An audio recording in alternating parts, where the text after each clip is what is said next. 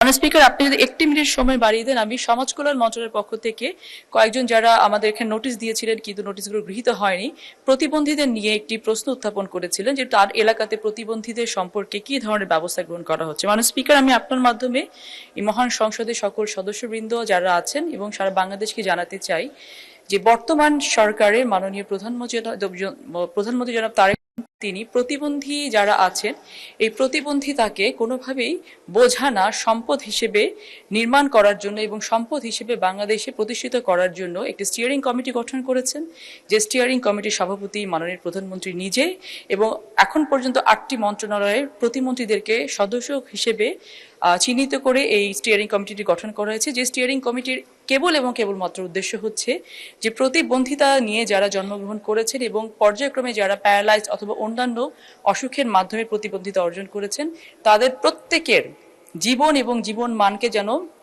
সর্বাধিকভাবে উন্নয়ন করা যায় এবং তাদেরকে বাংলাদেশের মেইন ইকোনমিতে যেন তাদেরকে কানেক্ট করা যায় এই বিষয়ে ব্যবস্থা নেওয়া। স্বাস্থ্য মন্ত্রণালয় এখানে খুব গুরুত্বপূর্ণ দায়িত্ব পালন করছে। আমরা সমাজ কল্যাণ মন্ত্রণালয়ের পক্ষ থেকে ইতিমধ্যে 10টি জায়গাতে পাইলট বেসিসে আমরা ওয়ান স্টপ সার্ভিস সেন্টারের করার চেষ্টাও করছি।